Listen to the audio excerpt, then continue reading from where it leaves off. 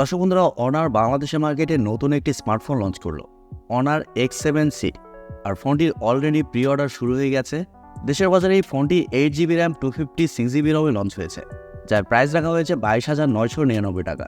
তবে আপনারা pre book করলে 21,999 টাকাতে এই ফোনটি পেয়ে যাচ্ছেন।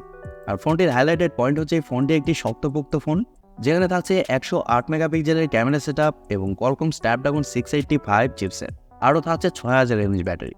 সো সব কিছু মিলে এই ফোনটি 22,000 টাকা বাজেট সেগমেন্টে কেমন হবে, ফোনটি কি ভ্যালু ফর মানি হবে, এই সবগুলো বিষয় নিয়ে এই ভিডিওতেই কথা বলবো।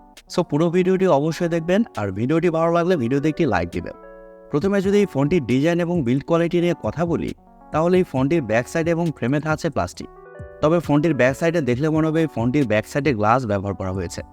8.1 মিলিমিটার থিকনেসের সাথে ফোনটির ওজন করা হয়েছে 194 গ্রাম। আর ভালো ব্যাপার হচ্ছে এই ফোনে থাকছে IP64 dust and water resistant, অর্থাৎ এই ফোনটিতে হালকা পানির ছেটা ফোটা এবং ধুলো ময়লা ঢুকছে না। আর ফোনটির ব্যাক সাইডে থাকছে 2টি ক্যামেরা এবং একেবারে নিচের দিকে থাকছে অনারের ব্র্যান্ডিং। আর পোর্টস অ্যান্ড বাটন হিসেবে এই ফোনটিতে আপনারা সব ধরনের পোর্টস অ্যান্ড বাটনও পেয়ে যাচ্ছেন, যেমন 3.5 millimetre headphone jack, type C slot ইত্যাদি। এছাড়াও থাকছে ডেডিকেটেড সিম কার্ড স্লট, অর্থাৎ এই ফোনটিতে 2টি সিম কার্ডের পাশাপাশি একটি মাইক্রোএসডি কার্ড ব্যবহারের সুযোগ পাচ্ছে। আর ফোনটি মার্কেটে 2টি কালার ভ্যারিয়েন্টে পাওয়া যাবে, গ্রিন এবং হোয়াইট। এই ফোনে ব্যবহার করা হয়েছে সাইড মাউন্টেন ফিঙ্গারপ্রিন্ট সেন্সর, যা খুবই ফাস্ট এবং অ্যাকুরেট। সো সব কিছু মিলে এই ফোনটির ডিজাইন ল্যাঙ্গুয়েজ আপনাদের কাছে কেমন লেগেছে, আপনাদের মতামত কমেন্টে জানিয়ে দিবেন। আমার কাছে পার্সোনালি ফোনটির ডিজাইন মোটামুটি ভালোই লেগেছে। ব্যাটারি বড় হওয়ার কারণে ফোনটি একটু মোটা করা হয়েছে, এই আর কি। তবে কথা আছে, এই ফোনে থাকছে 6.77 ইঞ্চের একটি IPS LCD প্যানেল। তবে দুঃখজনক হলো সত্যি যে এটি একটি HD+ ডিসপ্লে, যার রেজলিউশন হিসেবে থাকছে 720x1610 পিক্সেল। 22,000 টাকা বাজেট সেগমেন্টে HD+ ডিসপ্লে, এই বিষয়টি খুবই হতাশ করেছে। এবং আরও থাকছে 261 ppi ডেন্সিটি, সাথে থাকছে 120 Hz রিফ্রেশার। HD+ ডিসপ্লে হওয়ার কারণে ডিসপ্লেতে কালার কোয়ালিটি ঘাটতি ফিল করবেন। তবে এখানে যেহেতু 120 Hz রিফ্রেশার ব্যবহার করা হয়েছে, সো ডিসপ্লে টাচ রেসপন্স যথেষ্ট ভালো হবে। সো 22,000 টাকা বাজেট সেগমেন্টে HD+ ডিসপ্লে, এই বিষয়টি আপনাদের কাছে কেমন লেগেছে? ফোনটি সফটওয়্যার এবং পারফরমেন্স নিয়ে কথা বলতে গেলে ফোনে থাকছে Android 14, যার ব্যাকএন্ডে থাকছে macOS 8। আর চিপসেট হিসেবে থাকছে Qualcomm Snapdragon 685 চিপসেট, যা 6 ন্যানোমিটার আর্কিটেকচারে তৈরি করা একটি 4G চিপসেট। এবং জিপিইউ হিসেবে থাকছে Adreno 610। দর্শক বন্ধুরা, 22,000 টাকা বাজেট সেগমেন্টে Qualcomm Snapdragon 685 এই চিপসেটকে আহামরি খুব বেশি ভালো চিপসেট বলবো না, তারপরে চিপসেটটা একটি স্টেবল চিপসেট এবং ভালো চিপসেট।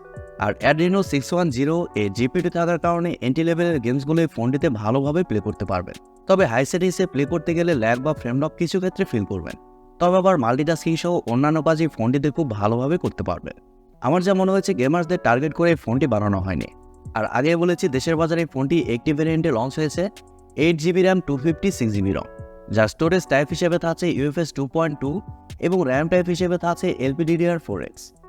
ক্যামেরা সেকশন হিসেবে এই ফোনটির ব্যাক সাইডে থাকছে 2টি ক্যামেরা, যার মেইন সেন্সর হিসেবে থাকছে 108 মেগাপিক্সেলের একটি ওয়াইড সেন্সর এবং সেকেন্ডে থাকছে 2 মেগাপিক্সেলের একটি ডেপথ সেন্সর। এখানে আল্ট্রা ওয়াইড সেন্সরটাও মিসিং। আর ব্যাক ক্যামেরার ফিচার হিসেবে থাকছে LED ফ্ল্যাশ এবং HDR। তবে ব্যাক ক্যামেরাতে আপনারা শুধুমাত্র 1080pতেই শ্যুট করতে পারছেন। এবং সেলফি ক্যামেরা হিসেবে ফোনে থাকছে 8 মেগাপিক্সেলের সেলফি ক্যামেরা, আর সেলফি ক্যামেরা দিয়েও শুধুমাত্র 1080pতেই শ্যুট করতে পারছেন। আর ফোনটির মেইন সেন্সরের ফটো কোয়ালিটি মোটামুটি ভালো করা হয়েছে। এই ফোনে আরও থাকছে stereo speakers, wifi, Bluetooth, GPS, NFC-র মতো আরও অনেক ফিচার। এবং USB-তে থাকছে USB Type-C 2.0। ফোনটির ব্যাটারি হিসেবে ফোনে থাকছে 6000 mAh একটি ব্যাটারি, সাথে থাকছে 35 ওয়াটের একটি চার্জার। আর ফোনটিতে ব্যাটারি ব্যাকআপ কিন্তু যথেষ্ট ভালো পাবেন। আপনি যদি নর্মাল ইউজার হন, সেক্ষেত্রে এই ফোনটি আপনাকে প্রায় 2 দিনের কাছাকাছি ব্যাটারি ব্যাকআপ দিবে। এবারে কথা হচ্ছে 22,000 টাকা বাজেট সেগমেন্টে এই ফোনটি কেমন হবে। দর্শক বন্ধুরা, 22,000 টাকা বাজেট অনুযায়ী ফোনটি সবকিছু ভালো হলেও এই ডিসপ্লেটা খারাপ হয়েছে। এখানে অ্যাটলিস্ট ফুল HD+ IPS প্যানেল দিলেও ভালো হতো, কিন্তু এখানে থাকছে HD+ ডিসপ্লে, এই বিষয়টি খুবই হতাশ করেছে। তাছাড়া এই ফোনটির ডিজাইন ভালো, খুবই শক্তপোক্ত ফোন এবং ব্যাটারি ওই ফোনটিতে ভালোই থাকছে।